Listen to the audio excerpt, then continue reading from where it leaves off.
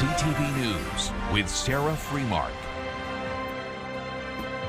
They have all summer to figure it out, and they're announcing this, 3 weeks before school goes back, so that's not ideal for a lot of people.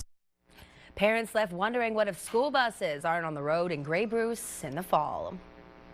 Thanks for joining us. It's the last thing families of close to 16,000 students want to hear. School buses in Grey County may not be running in the fall unless the two sides come to an agreement. CTV's Rob Cooper is on this story and brings us the details.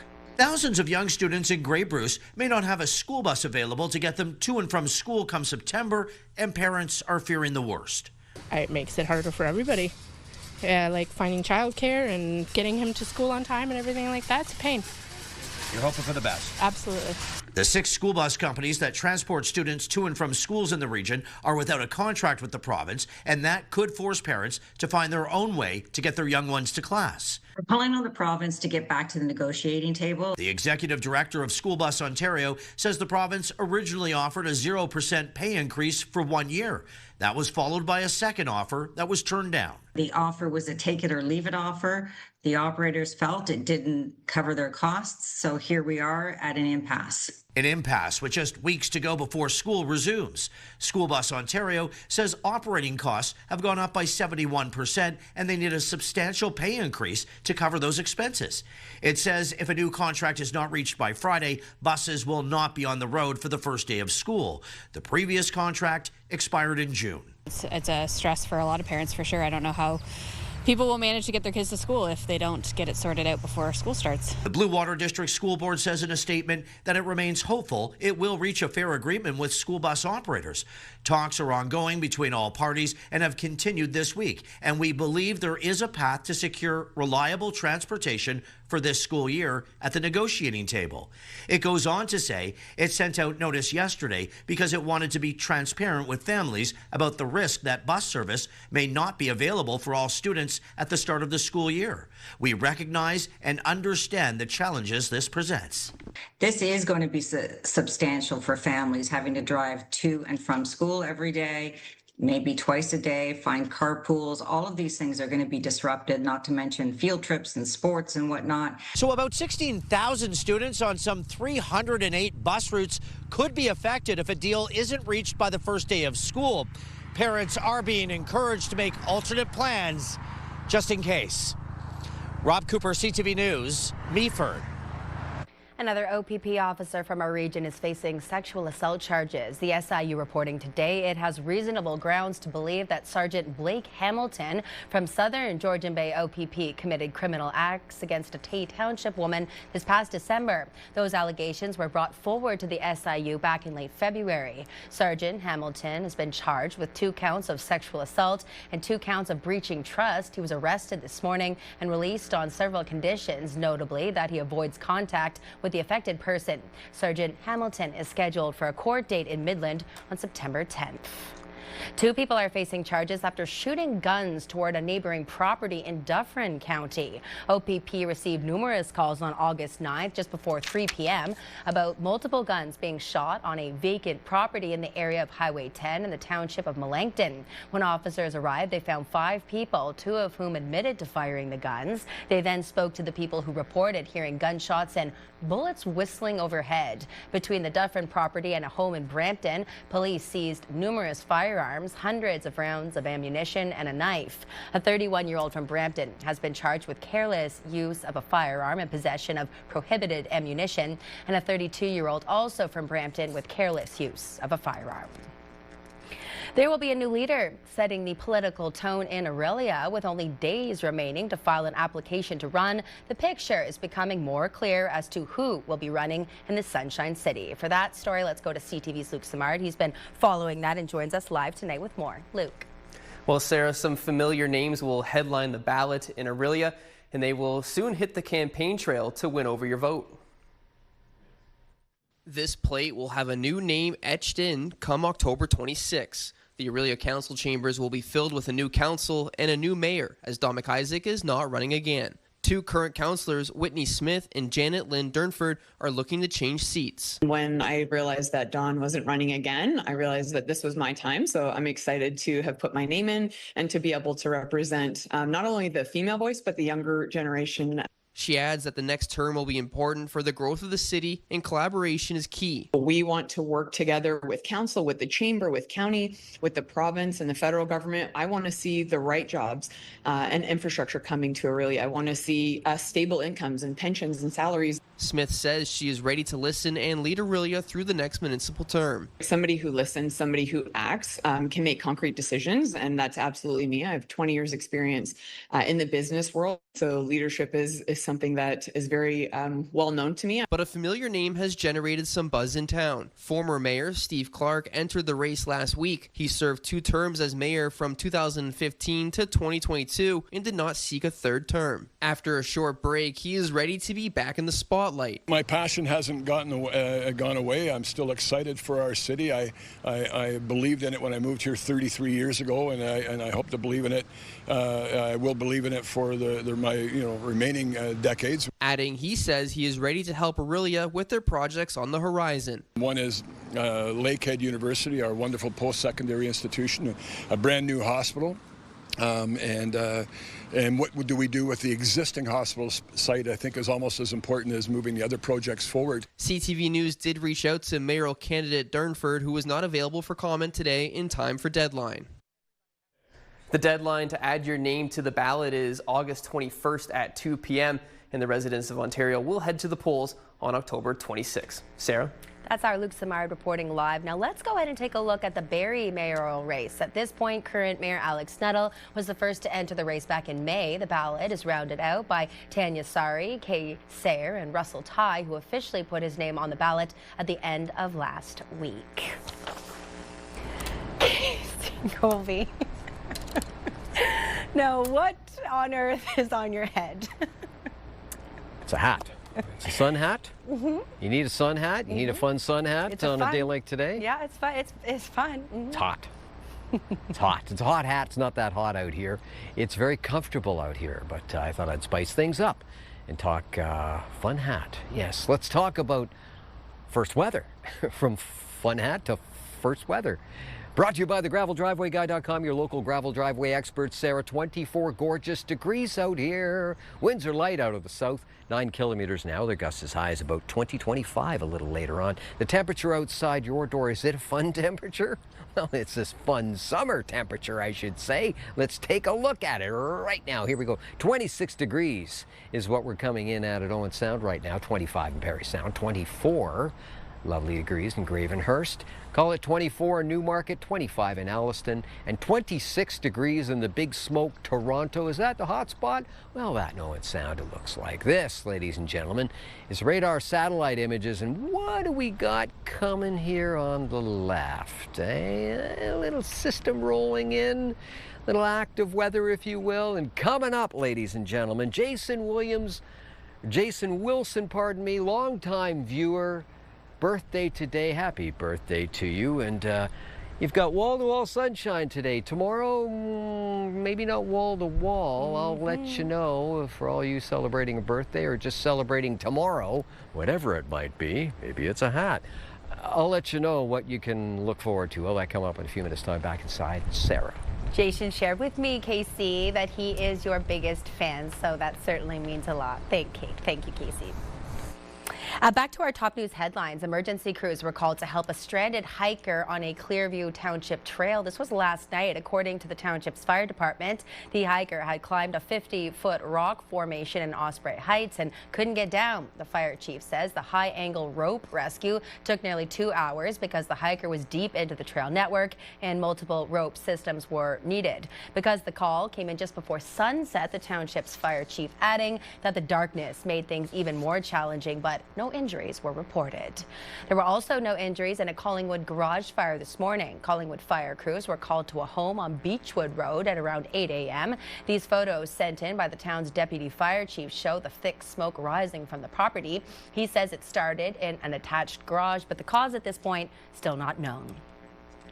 Just hours away from the new U.S. tariffs being imposed on billions of dollars of Canadian goods, we're learning that Prime Minister Mark Carney and U.S. President Donald Trump did speak again today, but it still remains unclear if a deal will be reached and what it will take for both sides to get there. CTV's senior political reporter, Mike LeCouture, has the latest from Washington.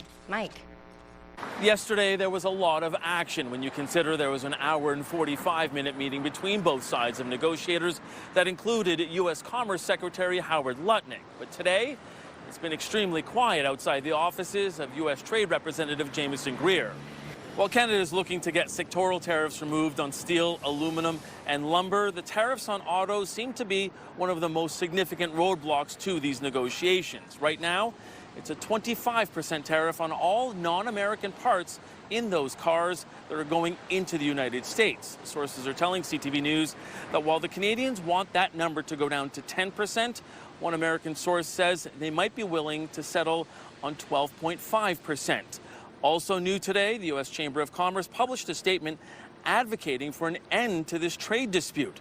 In it, the chamber encourages the two sides to continue talking with the goal of making a deal, saying, quote, the introduction of higher tariffs would damage both economies, drive up the costs for U.S. families, further disrupt critical supply chains, and risk the 13 million American jobs that depend on trade under the U.S.-Mexico-Canada trade agreement.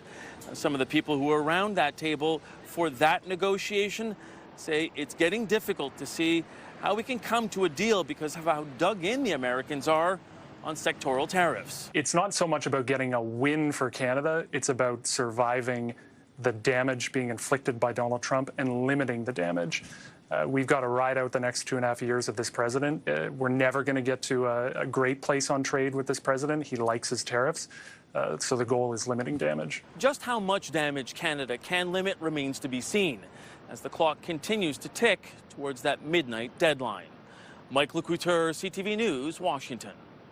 And now, if those tariffs do take effect at midnight, it could have a major impact on a number of industries right here in Ontario. For more on that, let's go to CTV's Queen's Park Bureau Chief Siobhan Morris. With the route back to trade harmony, away from punishing tariffs unclear, the Premier's been trying to convey calm. Ontario will be prepared for any and every scenario. But this economist emphasizes the stakes couldn't be higher, with the possibility of a 50% tariff now hours away. There's the immediate consequences of not reaching a deal, which is going to be several sectors in Ontario that are going to be heavily hit, steel and autos. And then there's the long-term consequences of a deteriorating relationship with the United States. Canadian negotiators are said to be mulling over reduced tariffs on the auto sector. But Treffler explains in a business with slim profit margins, 25% is beyond the pale. Even getting down to 15% is beyond the pale. And it's higher than what many other countries are facing. Adding uncertainty to future production in the province. To secure that future, there's been talk of letting go of one of Doug Ford's points of leverage. At a minimum, we're going to have to see the provinces allow U.S. liquor back on the shelves. And maybe relaxing retaliatory tariffs.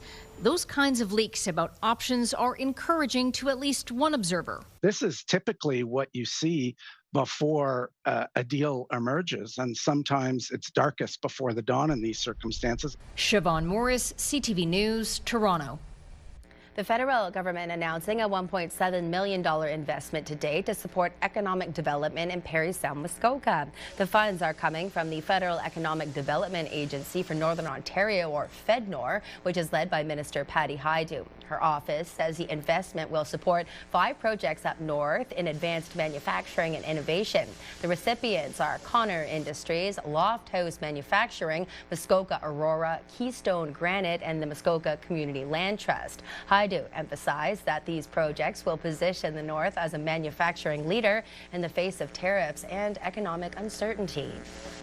The town of Penetanguishene is acknowledging complaints about weird smells near the Main Street wastewater treatment plant. The town issuing a notice saying it is aware of odor concerns reported by residents near the plant and understand the impact that it can have. Staff say they've been looking into ways they can reduce the smells and optimize treatment. The town confirms those adjustments have been implemented and are being evaluated. The public is being told that improvements are expected to take effect today.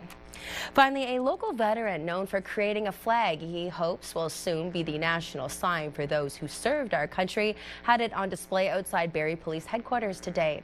This is retired Air Force Major Ken Smerdon on the left, who created the Canadian Military Veteran Unity flag. He first thought of it when he realized that Canada doesn't have a unifying flag that identifies veterans to the public at large. In a social media post, Barrie Police said they're proud to support the great cause and thanked all the veterans for their sacrifices. Still to come, inspiring entrepreneurs of tomorrow. The culmination of the hard work of aspiring businessmen and women across our region. Plus, planting the seeds for future poinsettias, the work that needs to be started now so holidays will be bright and merry. Stay with us. You're watching CTV News Barrie.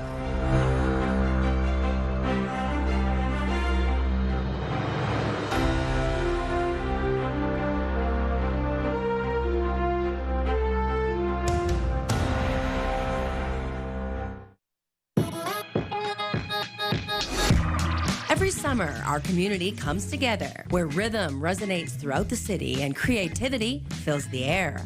Local musicians share their stories in song, and thousands gather for free in the heart of the city.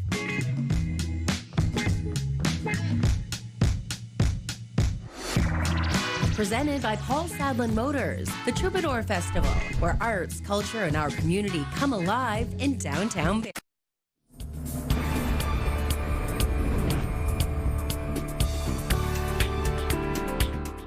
First up, as we take a look around the region, it's never too early to embrace entrepreneurship, and the city of Barrie wants to remind local youth of all the possibilities. My most popular plan is my monthly plan, and I come back every month near the start of the month, first 2 weeks of the month, and I clean your garbage bins, your green bins, recycling bins.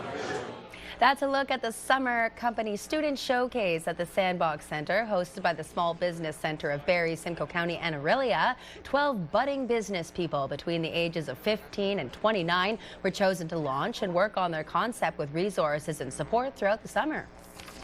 You chose to bet on yourself. You were willing to step out of your comfort zone, take a risk, and pursue a path that looks different from a traditional summer job. And that takes courage and determination. Had your first customer, you have those skills in terms of sales, etc. Is where do you go next? And that's where the Sandbox Center and the Chamber of Commerce comes in, because they help with businesses every day. Each given up to $3,000 in a micro grant, as well as mentorship from experienced business professionals and access to valuable training and networking opportunities through support and funding from the province of Ontario's Ministry of Economic Development, Job Creation and Trade. Well, it may only be August, but one local garden center is already gearing up for the holiday season. So this 6-inch poinsettia here has been planted in its final home for 3 weeks to a month now, and it'll be ready to go just after November 11th. Bradford Greenhouse's garden gallery is in the process of working on poinsettias. The team planted in the spring, then transplanted into containers at the greenhouse, where the flowers continue to grow until ready to sell midway through November. It's always been more of a Christmas or a holiday plant, so people think of, hey, you know, we're getting late in November into December. It's just something that everyone wants to have in their home. Poinsettias are native to Mexico, so we get the plants here at our Bradford facility as young plants. So they come as individual cuttings where we would stick them and then grow them out for 5 months. And then we'll ship them. Most of them start shipping after Remembrance Day.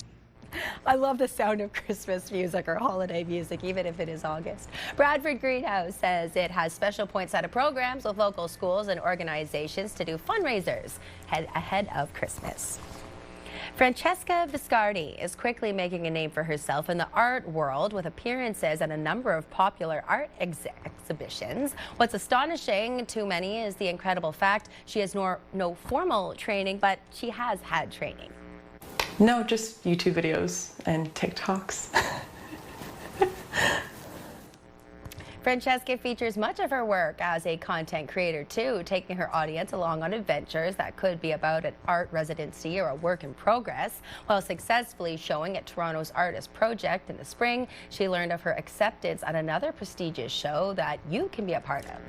I have a painting called In Between Conversations at Art Comp in London. It's a juried exposition There's 100 artists. There's public voting for it, and it's open until September 7th. And I entered that painting when I was doing the artist project, and I got accepted while I was setting up my booth at the artist project. You can cast your vote online for Francesca and see all the works at Art Comp in London until September 7th. 2 doctors from Georgian Bay General Hospital have been recognized for their contributions to medical education. Dr. Brian Gaffney and Dr. Oladoyo Ajisafe are winners of Queen's University Regional Education Awards, which are presented annually to recognize those who play an essential role in training the next generation of physicians. Dr. Gaffney was awarded in the mentorship program, and Dr. Ajisafe was awarded in the teaching category. GBGH highlighted their valuable work in making healthcare more accessible for rural communities like North Simcoe. We always like to take a moment to remind you that there is plenty more to take in on the CTV Barrie website, whether that's rewatching stories or reading a little more about them. That can be done at ctvnews.ca/Barrie or scan the QR code on your screen. Still to come, flooding concerns have been prominent in our region. We'll take a look at how a new concept out of the nation's capital hopes to help. But first, let's go ahead and check in with Casey. He's in Bob's Garden. Our next full day of rain could happen on National Be an Angel Day. I kid you not. When that is, coming up, and our Weather Watcher artiste will have a look. Madison says, look at this beautiful sunset on Lake Couchiching. You're watching CTV News Barrie.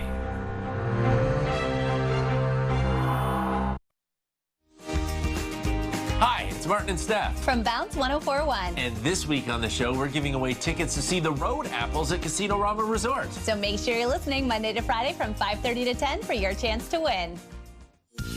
Picture this. Brought to you by Bounce 104.1 and Pure Country 106.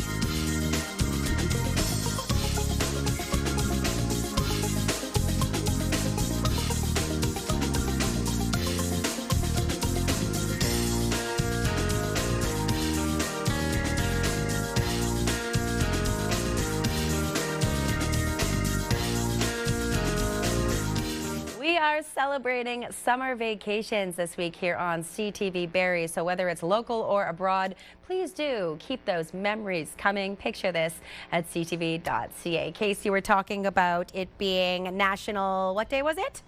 National Be an Angel Day. Be an Angel Day. And I won't burst your bubble because I know that's when the rain's coming. But today's also National Ice Cream Pie Day. And this really strikes a chord with me because growing up in Renfrew, the Dairy Queen is seasonal. So unless your birthday is in the summer months, no ice cream cake for you. And you know, there's something so special about it. You mean people don't eat ice cream in the winter in the valley? Apparently not enough, and it's one of those old school locations where you have to actually walk up to the window. So that would be a big part of it. I mean, unless you drove your skidoo or your sled up to the window, I guess. Strike that off the January vacation list. Exactly. My goodness. January? Why do you want to think about January right now, Case? Let's talk about summer because we're right into it. And I'm enjoying it. I hope you are too. January, I can wait for January. Let's talk about the forecast, and here we go. Let's start with the temperature outside your door, and why not throw in the Humidex? We do have the Humidex. 27 degrees, what it feels like in Newmarket, 29 in Alliston, 29 in Toronto with the Humidex, and call it 28 degrees in beautiful Orillia, Sunshine City. Gorgeous. Love Orillia. Almanac for today. I'll get it out. 25.13, that's the high, that's the low. 31.7 stretching way back, 1899. 3.9 degrees for record low, 1954. Sunrise is 6:26, sets at 8:17.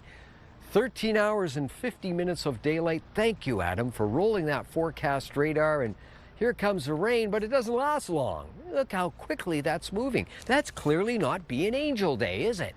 No, it's not. But there is some active weather on the way. Thunderstorm opportunity, check. More on that coming up. Forecast, here we go. This is tonight, tomorrow. This is tonight. This is Southern tip of Georgian Bay Lake, Simcoe, 16 degrees. 15 in Owen Sound. Cloudy skies, increasing cloud cover, and 60% chance of a shower in the Thunder Boomer. Tomorrow starts off much the same. It really does. Rain and certainly a chance of a shower or two. Not a whole lot of rain. Pockets of rain, some getting a little bit more than others. We're looking at 22 degrees for the high. This is Orangeville, Bradford, Georgina, Newmarket, Richmond Hill, and clearing in the afternoon up where we are in the Barrie area. But this is the Orangeville, Bradford, Georgina, Newmarket, Richmond Hill area. 15, 16 degrees overnight, mainly cloudy, 60% chance of a shower and or a thunderstorm. And same 22, 23, 25 tomorrow, mainly cloudy, 60% chance of a shower in the morning, then clearing into the afternoon. That's what we have to enjoy in a humidex of 30 degrees. Let's go to Perry Sound, Huntsville, Bracebridge, Gravenhurst, Halliburton. 14, 15, 16, 17 degrees, increase in cloud cover, 60% chance of a shower and or a thunderstorm this evening. Winds gusting as high as, well, only 50 kilometers an hour out of the west, but nevertheless, we're going to mention it. 22 and 23 degrees tomorrow, mainly cloudy skies to start off with a pretty good chance of a shower in the morning, clearing into the afternoon. That's tonight and tomorrow. Now time for the Diamond and Diamond Lawyers 5-day extended forecast, and it looks like this, ladies and gentlemen, starting in Simcoe County. Sunny on Thursday, sunny, mostly sunny on Friday, 24, 25, entirely pleasant. And then here comes the weekend. Okay, cloud cover, 60% chance of showers, 22 and 19 is what we're looking at. And which one of those days, you ask, is Be an Angel Day? Well, I think it's Saturday. 5-day extended forecast, York Region, have a look. Thursday, Friday, beautiful, 25, 26, lots of sun.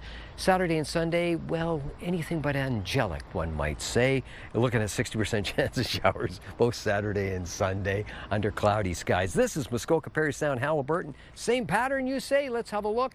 And here it comes at you right now. There it is. Thursday, Friday, yes, sunny skies, 24, 25. A little bit of cloud cover on Friday afternoon into the evening. Saturday, Sunday. Yes, it looks like cloudy skies, 60% chance of showers, 21 and 19 degrees for the high. So, if you want to call that angelic, you can call that angelic, but make sure your angel has an umbrella. Back inside, Sarah.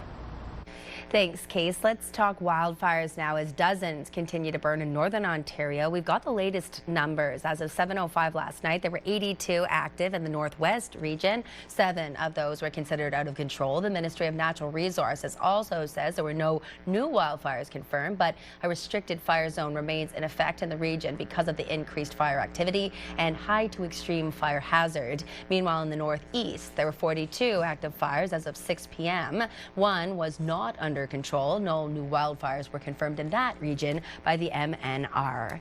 Now, extreme weather is becoming more common right across the country, including the risk of flooding. Well, now an Ottawa-based company has come up with a possible solution, and it's part of a pilot project in the capital.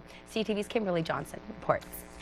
Intense flooding has hit Ottawa communities hard this summer, but a new way to pave could be on the way in Ottawa to help prevent it in the future.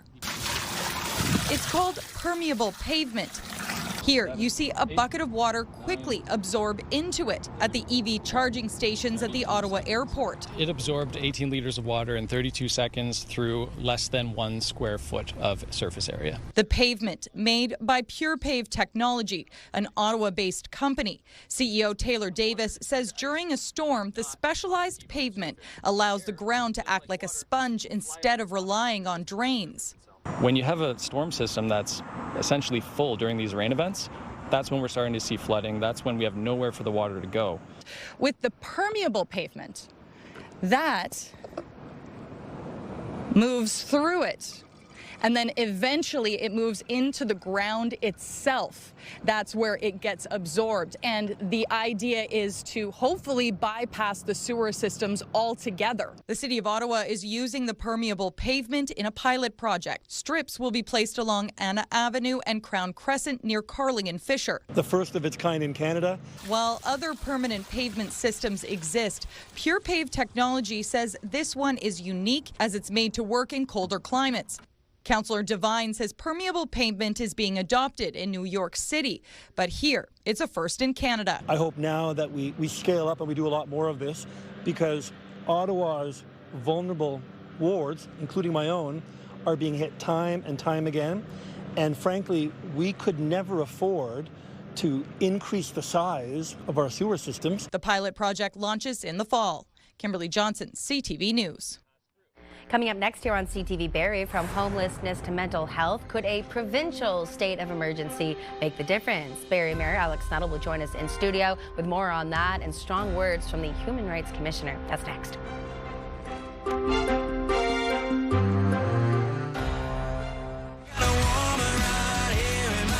Pure Country 106. Central Ontario's home for the best country music. After all the bars are closed. Listen to Pure Country 106 on the free iHeartRadio app. Recapping our top stories on this Tuesday, a familiar face wants to step back into the top spot in the city of Orillia. Former Mayor Steve Clark announcing his candidacy, as current Mayor Don McIsaac says he won't be running again. Also, two current councillors, Whitney Smith and Janet Lynn Durnford, are looking to change seats. Thousands of young students in Grey Bruce may not have a school bus come September. The 6 school bus companies in the region are without a contract with the province. The executive director of School Bus Ontario says the province originally offered a 0% pay increase for 1 year. That was followed by a second offer that was turned down. And another OPP officer from our region is facing sexual assault charges. The SIU reporting today it has reasonable grounds to believe that Sergeant Blake Hamilton from Southern Georgian Bay is now charged with 2 counts of sexual assault and 2 counts of breaching trust. Well, big city mayors in Ontario say they've had enough and are asking the provincial government for help when it comes to people battling mental health, drug addiction, and homelessness. Joining us now to expand on that conversation is Barrie Mayor Alex Nuttall.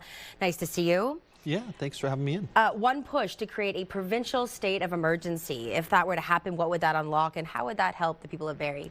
Well, I think the first part is just recognize that there is a state of emergency that's there. There's emergencies in each and every one of our cities across the province. Barrie is no different. While we have already declared a state of an emergency and are unique in that matter, what we're experiencing is being seen in many other places, and oftentimes it's much worse than what we're seeing inside the city of Barrie. Individuals who are overdosing, who are taking synthetic drugs that are far worse and more potent than we've ever seen. And the result is becoming both, a risk to themselves as well as a risk to the community around them. When we look at involuntary rehab, the CMHA saying that it doesn't have enough support for those that are willing to do it. So how do you make room? How do you force involuntary rehab? Well, I think that that's part of the point, because what big city mayors are asking: declare a state of emergency, create a minister in the government who is responsible for addictions and responsible for mental health, create the funding so that we can actually have enough beds to be able to meet the need. 85,000 people sitting on the streets of Ontario at this point. Most of those will have some sort of mental health concern. Many will have addictions that they're dealing with as well. So the investment needs to come in order to be able to meet the day on this issue. And right now, we just don't have the capacity, whether it's for those who are looking for treatment or those where we would look for mandatory treatment to take place through compassionate intervention. So it is a multi-step process, and certainly the investments need to begin yesterday. In fact, I asked for these investments to begin back in November of 2018 when I tabled a report in Parliament on this very subject, calling for a move to recovery, a move to treatment, and a way to actually help individuals move forward rather than living inside of that terrible addiction they're living with. Well, and when we talk about a conversation, an ongoing conversation, back in May of 2023, you spoke with, or rather the Human Rights Commissioner of Ontario spoke with you. What was that conversation? Yeah, I mean, we've been trying since the last election to ensure that we have the streets of Barrie as a safe, secure place for individuals and families to live, to play, to visit. And at that point, we were looking at some major reforms of how we deal with panhandling, the risk in the streets due to that panhandling, as well as just what our expectations are as a municipality. But at the same time, we're offering a whole bunch of opportunities family reunification, more funding for different things like the Salvation Army and many others. The County Simcoe received some more funding, about almost $2 million. And we received a call from the Human Rights Commissioner of Ontario at that point, really saying, if you proceed with any of these reforms, then I'll be looking at a recommendation of charges against each member of your council for that. And so that was an hour-long conversation. We did certainly make some headway, able to work with some of our local social services to find some ways forward. But the reality is, with the province being the one that's in control of these mental health concerns, in control of health overall, and certainly in control of the funding related to homelessness and supportive housing, the reality when a provincial appointee in the Human Rights Commissioner's office telling us that we can't move to clean up our streets at the same time as not being given the right supports and helps in order to provide treatment to all of those in the community who need it. All our municipalities are stuck. Our municipalities are being left outside, and we need to find a way to bring everyone together. That's why every mayor in big city mayors, all 29 large cities in Ontario, have said, yes, this is the appropriate action. Get the support in place, get the minister in place, declare the state of emergency, create the capacity for help, and provide for compassionate intervention. And if they pursued legal action? No, we were able to navigate with our social services around that. But I think that there is constant threat. I mean, what you've seen in Waterloo with some of the decisions coming through the courts, they're not even able to build a transit terminal where they need it because of an existing encampment. Now, we've taken a little bit of a different approach, and I think most, if not all others, which is we give the opportunity for individuals to get into housing, to get into help, to get into support before removing those encampments. But the reality is, for many municipalities, it's becoming more and more difficult. Here in Barrie, through the County of Simcoe and the RVH, we have the Heart Hub and Treatment Center available. It's doing God's work, and so we need to continue to move forward. But the reality is, without the funding and capacity for treatment beds, we're stuck. Okay, we'll leave it there for today. Thanks so much. Appreciate your time. Let's pull up the website, because not only will this conversation be on there, this will be an ongoing conversation where there will be plenty to stay on top of. ctvnews.ca/Barrie. We're learning that fewer candidates are running to become school trustees at boards under provincial supervision. Ontario Education Minister Paul Kalanja has taken control of 8 boards due to financial concerns. Currently, there has been no timeline for when provincial supervision at those boards will end. Some boards have had far fewer candidates than usual, including the York Catholic Board, where roughly half the positions have only a single registered candidate. Meanwhile, members of the Elementary Teachers Federation of Ontario continued meetings in Toronto today. More than 800 public elementary educators are gathering at the Sheridan Centre for a 4-day annual meeting. Union President David Maston opened the meeting yesterday by addressing challenges in defending public education and member rights. Meetings will take place throughout the week, wrapping up on Thursday. Delegates will vote on new policies and debate motions aimed at defending public education. And there are now concerns that Ottawa's proposed ban on social media for children under 16 is likely to face a charter challenge. A legal expert at Dalhousie University says the broad restrictions could infringe on freedom of expression and privacy rights, particularly for youth who rely on social media for information and community. The concerns follow a ruling by a French court which struck down a similar ban for being too broad. The federal government says Bill C-34 is designed to make online platforms safer for children while protecting freedom of expression. Now, the federal government has moved to repeal its electric vehicle sales mandate, while replacement tailpipe emission standards are unfinished. The mandate would have required electric vehicles to make up 20% of new vehicle sales this year and 100% by 2035. Ottawa says consultations on tougher emission standards for gas-powered vehicles will begin this fall, with draft regulations targeted for early 2027. Environmental groups say the replacement rules are already behind schedule and warn that scrapping the EV mandate could slow adoption and lead to increased emissions. Home sales across the country were up slightly in July compared to June. That's according to the latest numbers from the Canadian Real Estate Association. The organization says on a seasonally adjusted basis, activity was up by 0.5% in July compared to June. However, compared to last year, sales were down 5.3%. Prices also fell on a year-over-year basis in Ontario. Time now to move into your markets. The TSX was down 299 points. The Dow was down 116 and the Nasdaq was down 355. And commodities oil was up, closing at 84.06 a barrel. Gold was down, finishing at $4,420 an ounce. And our dollar was down, ending the day at 72.00 cents U.S. Now to some sports news. The Barrie Baycats are back in action tonight. They'll face the Cardinals in Hamilton. The Baycats are coming off a split off their back-to-back games over the weekend, capped off by a 14-9 win against the Kitchener Panthers. Barrie currently holds the final playoff spot in the CBL with a 7.5 game cushion. Tonight's first pitch in Hamilton is just after 7:30. Still to come here on CTV Barrie, how strong are your serving skills for this group of restaurant workers? It was time to put them to the test. That story on the other side of the break. Here's a look at your primetime lineup. WNBA basketball, Indiana versus Toronto is at 7. E-Talk at 9 p.m. Big Bang Theory at 9:30. Criminal Minds at 10 and CTV News Barrie at 11. First, a quick update. Jays versus Tampa Bay Rays. Jays up 2-0 in the bottom of the first. But now let's talk about surfers in Waterloo. They showed off their skills by racing for a good cause. They took part in a unique balancing act in an effort to raise money for charity. Here's CTV's Heather Centerin. This is ready, set, surf. Teams went head-to-head trying to balance 5 open water bottles on a tray from one end to the next. It sounds simple, but it can be kind of complicated when you drop a lot of water and make a lot of mess. While some seem to speed through the course easily, 3, 2, 1, let's go! Others got off on the wrong foot. The handoff to your teammate can be the hardest part. By the time I got the tray, it was full of water, so that was a little tricky. Some learning slow and steady wins the race. You just have to channel what you do every weekend, and it's vibes. I liked it. It was fun.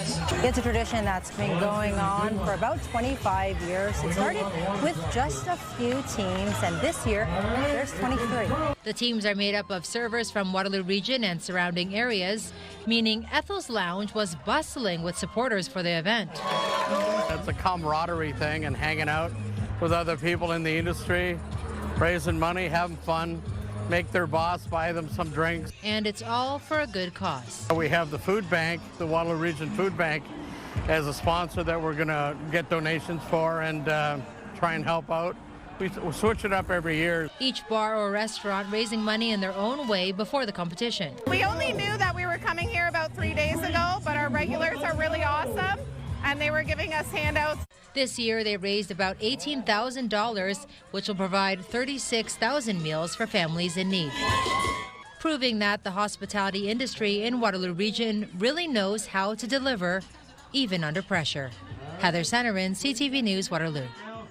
Oh, Casey, I was a server for years. That's so reminiscent. The spilling everywhere, not the steady hand. What about you? Did you work in the food industry? Oh, yeah, many years. Lots of trays, lots of carrying, lots of waiting. Oh, yes, but lots of busboy, lots of everything. Lots of spilling? I feel like you would have a steady hand. I had a steady hand, yes. You're right. Very steady, very steady. Okay, perhaps we'll have to do a CTV challenge of some type. I'm in. What's going to be on your tray? What's going to be, what do you want? What do you want? Well, mine's obviously a jar of pickles. I think we all heard that, saw that coming. Yes, we did. And then there would be no spilling in that case. When it's such precious cargo, suddenly I've got the steady hand. Suddenly, on my tray right now is the Get Up and Go forecast. And here we go. I'll do my best to hold as we bring it up, and I'll tell you all about first thing tomorrow morning. There we go. 7 o'clock in the morning. Looks like the chance for lots of cloud cover, showers, possibly even a thunderstorm, and temperatures 16, 18, and 15 degrees in Gravenhurst. Have yourself a wonderful evening. Pass the tray to you, Sarah. Thank you. Oh, wait, where are the pickles? I'm sure we can find some. I'm Sarah Freemark. Thanks so much for spending this 60 minutes with us. Jack will join you at 11. Take care out there.